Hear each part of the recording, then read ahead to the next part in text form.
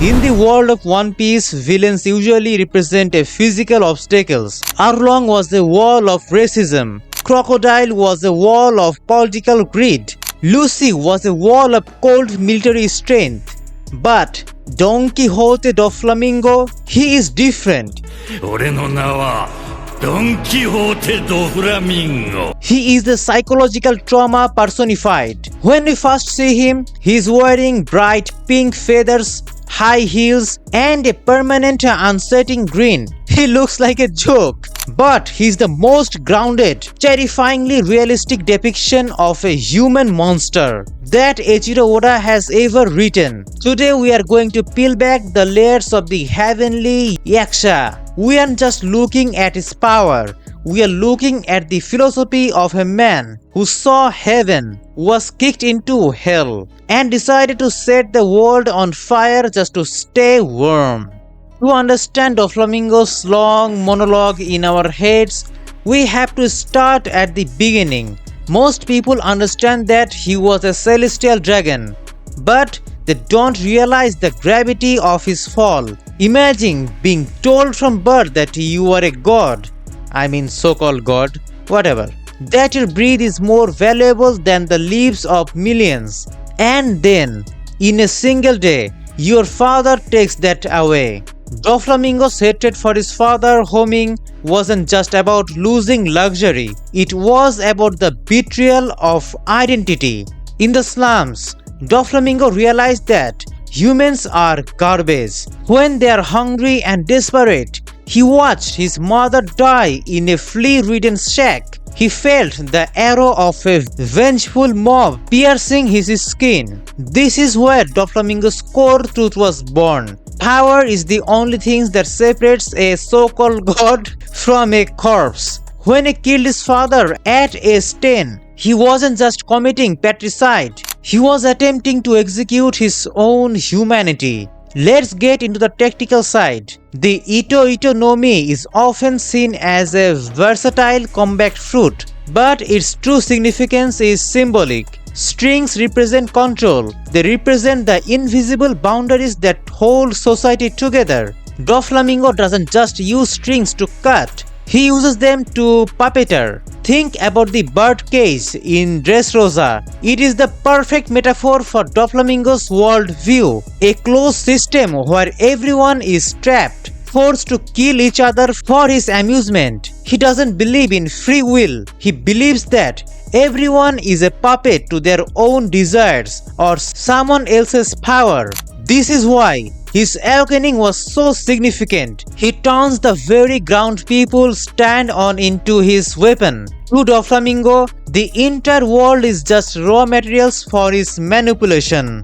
Now, let's talk about his justice speech at Marineford. This is the heart of any Doflamingo analysis. He laughs at the concept of right and wrong. He says, values change depending on whether you have seen peace or war.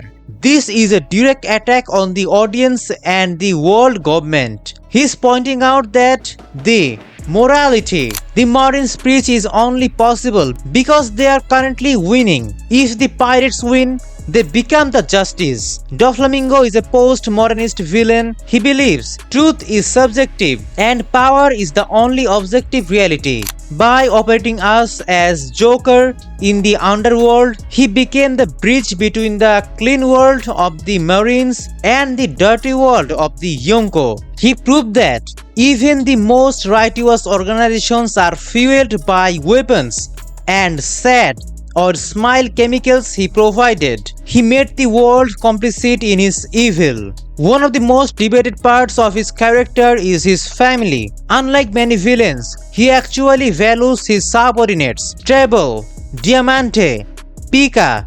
But if you look closely, this is a twisted and narcissistic form of love. Doflamingo surrounds himself with people who treat him like a god or something. His family isn't a group of equals, it's a cult. He forgives their mistakes not out of his kindness, but because their loyalty reinforces his ego. However, look at his brother, Corazon. Corazon represented the one things Doflamingo couldn't control, selfless love. Corazon was willing to die for a child's smile.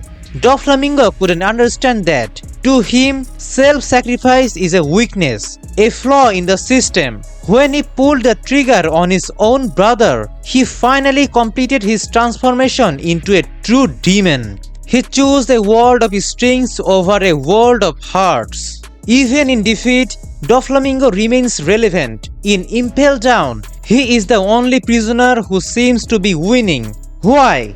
Because he knows the secret of marijuana. He knows that the foundation of the world is rotting. He predicted the throne words. He knew that by removing him, the world's leash would be broken. Without Joker, the underground market collapsed. Kaido got desperate, and the gears of the final war started turning. Doflamingo isn't just a villain Luffy defeated. He is the prophet of the chaos that is currently consuming the One Piece world. He is the man who laughed at the end of the world because he knew he was the one who helped build the furnace. So why does Doflamingo resonate with us? Because he represents the dark side of the human experience. He is what happens when trauma meets absolute power. He is the warning that if we believe might makes right, we end up in a birdcage of our own making. Doflamingo isn't just a pirate, he is a mirror. He reflects the hypocrisy of the world government and the fragility of peace. As we approach the final saga, his laughter echoes through level 6 of Impel Down, reminding us that while he may be in chain, his philosophy is currently burning down the world. What do you think? Is Doflamingo truly evil, or is he just the only one honest enough to admit how the world really works? Let's discuss in the comments. I will see you in the next one, and don't forget to subscribe my channel. Okay, tada!